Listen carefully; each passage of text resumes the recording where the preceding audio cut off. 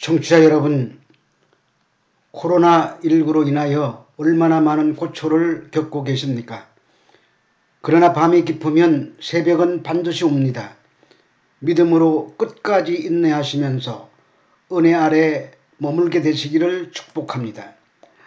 지난번에 2번에 걸쳐서 은혜와 진리가 충만하더라라는 제목으로 말씀을 드렸습니다. 타락한 인간들은 모두가 전적으로 불가능한 타락의 상태로 떨어졌기 때문에 하나님의 은혜가 임하지 않으면 도저히 자력으로는 구원을 이룰 수가 없습니다. 그래서 하나님께서는 창세 전에 택하신 그의 백성들에게 은혜를 부으셔서 어두움 속에서 불러내시고 빛으로 인도하신 것입니다. 그리고 중요한 것은 하나님의 은혜는 한 번 부으시고 끝나는 것이 아니라 은혜로 구원받은 그의 백성이 다시 제 가운데로 들어가면 하나님께서 다시 덮쳐 들어가 은혜를 부으셔서 용서하시고 회개하도록 만들어 은혜 아래 머물도록 하십니다. 이런 일들이 택한 받은 성도가 완성되는 영화로운 단계에 이를 때까지 계속되기 때문에 그것을 은혜와 진리가 충만하다라고 하는 것이라고 말씀을 드렸습니다. 그러므로 우리의 구원은 하나님의 은혜로 시작되고 하나님의 은혜로 완성되는 것입니다. 그러나 은혜는 성도의 순종을 통해서 영향을 끼치므로 그 은혜가 일을 하는 곳에는 성도의 순종이 반드시 따라와야 되는 것입니다. 오늘은 요한복음 1장 19절로 28절의 말씀을 가지고 광야에서 외치는 자의 소리라는 제목 아래 소제목으로 나는 아니다 라는 주제로 말씀을 드리겠습니다. 오늘 본문의 내용을 보면 바리새인들이 보낸 제사장들과 레위인들이 세례 요한에게 찾아와서 질문을 하고 세례 요한이 거기에 답을 하는 형식으로 기록이 되어 있습니다. 그런데 요한이 그들의 질문에 아주 성의 없는 대답을 하고 있습니다. 제사장들과 레위인들이 내가 누구냐라고 묻습니다. 그러자 요한이 나는 그리스도가 아니라고 합니다. 그런데 두 번째 질문과 세 번째 질문에서도 아주 간단하게 대답합니다. 충분하게 설명을 해 주었더라면 이해를 했을 법한 질문이었는데 세례 요한은 설명하지 않았습니다. 두 번째 질문이 내가 엘리야냐입니다. 근데 요한은 아주 짧게 아니라고 대답합니다. 세 번째 질문은 그럼 내가 그 선지자냐라고 묻습니다. 역시 요한은 아니다라고 짧게 대답을 합니다. 그런데 마태복음에 보면은 주님께서 세례 요한이 바로 오리라 한 엘리야라고 정확하게 말씀하고 계십니다. 그러나 세례 요한은 아니라고 말합니다. 이처럼 세례 요한은 계속되는 질문에도 아니다라고 대답을 합니다. 요한은 분명히 선지자가 맞습니다. 그런데 계속해서 자신은 아니다라고 대답을 하는 것입니다. 누가복음 16장에도 분명히 율법과 선지자는 요한의 때까지라고 했습니다. 선지자가 맞습니다. 주님께서 요한을 가리켜 오리라 한 엘리야가 곧 이 사람이라고 말씀하시기도 하셨기 때문입니다. 그리고 본인도 자신이 선지자임을 알고 있었습니다. 요한이 자신을 가리켜 이사야서에 기록된 광야에서 외치는 자의 소리라고 말합니다. 이 말씀은 이사야서 40장에 기록된 말씀입니다. 마태복음에서는 바로 그 광야에서 외치는 소리가 나와서 여호와의 영광이 나타나고 모든 육체가 그것을 함께 보리라고 기록하고 있습니다. 여기서 외치는 자의 소리는 궁극적으로 예수를 말하지만 세례 요한도 포함되어 있습니다. 그리고 오늘 본문의 말씀처럼 요한 자신도 자신이 바로 이사야서에 예언된 그 선지자라고 분명히 밝히고 있습니다. 그렇다면 세례 요한도 자신이 바로 그 이사야서에 예언된 선지자라는 것을 알았다는 말입니다. 그런데 요한은 자세히 설명하지 않고 난 아니다 라고 간단하게 대답하고 맙니다. 요한이 이렇게 대답한 이면에는 너희들이 살고 있는 어둠의 세계와 내가 살고 있는 빛의 세계는 완전히 다른 세계이기 때문에 너희들 어둠에 속한 자들에게 내가 빛의 내용을 자세히 설명해 준다고 해도 너희는 못 알아듣는다라는 그런 의미를 이면에 깔고 있는 것입니다. 그러니까 세례 요한은 유대인들이 기다리던 엘리야와 성경이 말하는 엘리야, 그리고 유대인들이 기다리던 선지자와 성경이 말하는 그 선지자가 다른 것임을 말하고 싶었던 것입니다.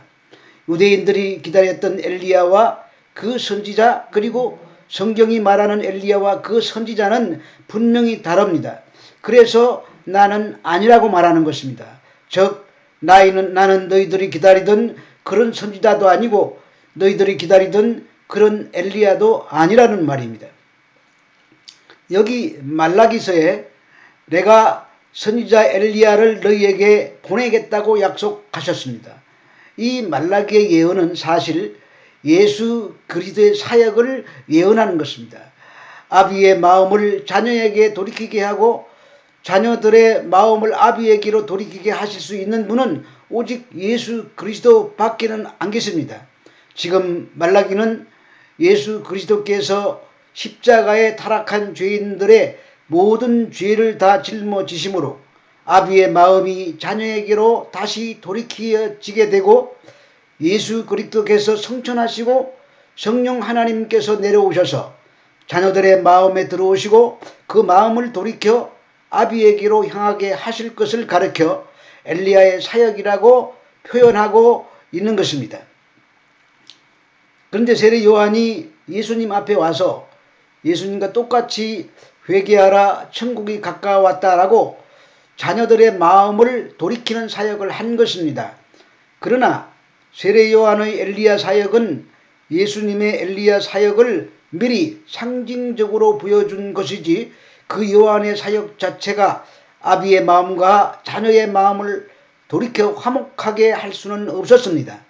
이렇게 참 엘리야이신 예수 그리스도의 예표로 엘리야의 사역을 미리 보여주고 간 세례 요한을 가르쳐 주님은 엘리야라고 부르신 것입니다. 그리고 예수님 자신도 바로 그 요한이 겪었던 순환과 죽음을 삶을 살게 될 것임을 말씀하십니다. 그 말은 바로 주님 자신도 말라기에 예언된 엘리야의 삶을 살게 될 것임을 보여주신 것입니다. 그러니까 말라기에 예언된 엘리야는 세례 요한과 예수님처럼 하나님의 마음과 자녀들의 마음을 돌이켜 화목해 하는 역할을 가리키는 것입니다. 그러므로 엘리야가 이미 왔는데 그가 세례 요한이라는 말입니다. 그가 하나님의 영광을 보고 순종을 했습니다. 우리가 하나님의 영광을 본 자들로서 하나님의 영이신 성령께 붙잡혀 순종하는 삶을 살아낸다면 우리를 통하여 또 다른 사람들이 하나님의 영광을 보게 될 것입니다. 우리가 하나님의 영광을 위해 사는 삶, 하나님의 영광을 효과적으로 반사해내는 삶을 살아낸다면 우리가 성경이 말하는 엘리야가 되는 것입니다. 유대인들도 그 말라기의 내용을 너무나도 잘 알고 있었습니다. 그런데 당시 유대인들은 말라기에 예언된 참 엘리야는 불말과 불병거를 타고 하늘로 승천한 그 엘리야가 불말과 불병거를 타고 오듯이 요란하게 오는 엘리야를 생각하고 있었던 것입니다. 그리고 언젠가 그 엘리야가 와서 회개를 외치며 자녀들의 마음을 아비에게로 돌리려 할 것이고 그 뒤를 이어 메시아가 오실 것이며 메시아가 오셔서 다윗 왕국을 회복할 것으로 확고하게 믿고 있었습니다. 그래서 그들은 오매불망 엘리야를 기다리고 있었던 것입니다. 그리고 엘리야가 와서 회개를 외치며 그들의 마음을 아비에게로 돌이키게 할 때에 그것을 거부하면 그들의 땅을 하나님께서 치실 것이라고 믿었습니다. 그래서 엘리야와 비슷한 옷차림의 광야에서 회개를 외치는 세례 요한이 왔을 때 저 사람이 말라기에서 예언한 엘리야일지도 모른다는 생각을 했을 것입니다. 그래서 세례를 받으러 요한 앞으로 몰려 나왔던 것입니다. 그런데 요한이 그렇게 죄를 자복하고 회개하고 세례를 받으러 나오는 바리새인들과 사두개인들을 향해서 독사의 자식들이라고 저주의 욕을 퍼붓습니다.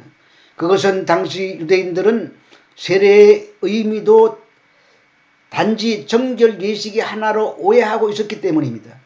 유대인들이 생각하는 엘리야는 정치적이며 경제적인 메시아의 길을 닦는 역할을 해야 합니다. 그래서 그 역할에 대해서 질문을 한 것입니다. 그런 질문의 배경에는 죄인들이 모두 그러하듯이 여전히 나와 나의 행복에만 관심이 있었습니다. 타락한 죄인들이 죄를 용서받고 하나님의 복된 나라를 유업으로 받는 길은 그들이 죽었다가 다시 사는 예수님의 세례와 같은 세례밖에는 없다는 것을 세례 요한이 예표하고 있는 것입니다. 그리고 바로 그 일을 예수 그리스도께서 오셔서 이루실 것이라는 것을 예표하는 것이 세례 요한의 세례였었습니다. 그런데 유대인들은 그 내용을 전혀 이해하지 못하고 그저 한 예식으로만 이해하고 세례 받겠다고 몰려오자 유대인들을 향해서 독사의 자식들이라고 욕을 한 것입니다. 세례는 예수를 구주로 믿고 옛사람이 죽고 새사람으로 태어나는 예식입니다. 그 내용을 그들에게 설명해 주어도 알아들을 수 없기에 그들이 내가 엘리야냐라고 물었을 때에 그냥 엘리야가 아니라고 대답했고 그렇게 나온 그들을 향해서 독사의 자식이라고 말한 것입니다. 그리고 그들이 기다리던 선지자도 마찬가지입니다. 그들이 기다리는 선지자는 이런 선지자라고 얘기할 수가 있습니다. 출애굽한 이스라엘 백성들은 호렙산에서 들려오는 하나님의 음성과 광채를 보고 죽을 것 같아 두려워 떨었습니다. 그래서 모세에게 요청하여 하나님께 그렇게 기도하라고 청했습니다. 모세가 기도하자 하나님께서 모세에게 너와 같은 선지자를 일으키겠다고 약속하십니다. 그래서 유대인들은 모세와 같은 선지자가 나와서 모세가 그랬던 것처럼 자기들에게 하나님의 가르침을 전달해 주어서 자신들의 힘으로 하나님과 화목을 이루고 구원을 얻으며 이 땅에 찬란한 다윗의 왕국을 다시 재건할 수 있기를 간절히 바라왔던 것입니다. 그래서 혹시 세례 요한이 신명기에 예언된 그 선지자가 아닌가를 물어본 것입니다. 그러나 신명기에 예언된 그 선지자는 메시아이신 예수 그리스도를 가리키는 말입니다. 이러한 연유에서 유대인들은 예수님도 엘리야나 선지자일 것이라고 추측했던 것입니다. 청취자 여러분, 여러분들이 믿는 예수는 어떤 예수입니까? 내 소원대로 내 기도를 응답해 주시는 예수? 이 땅에서 나를 행복하게 만들어 주실 예수? 내 말 잘 듣고 나만 사랑해 주시는 예수? 아닙니다. 세례 요한은 지금 우리에게 그러면 안 된다는 메시지를 던지고 있습니다.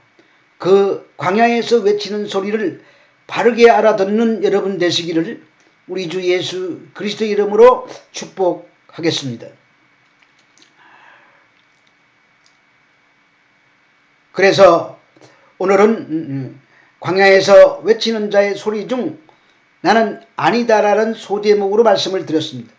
다음 시간에는 같은 제목 아래서 소리는 증거자일 뿐이다라는 소제목으로 말씀드리도록 하겠습니다. 코로나19와 정치적인 갈등과 문화라는 이름으로 포장되어 자유민주주의를 말살하려는 움직임이 거대하게 파도처럼 몰려오고 있습니다. 우리 그리스도인들은 소리를 잘 분별해야 됩니다. 신앙의 자유가 얼마나 소중한 복인지를 깨닫고 영적으로 잘 분별하시는 여러분 되시기 바랍니다. 그리고 이 어려움 속에서도 건강하시고 하나님 은혜 아래 머물게 되시기를 바랍니다. 감사합니다.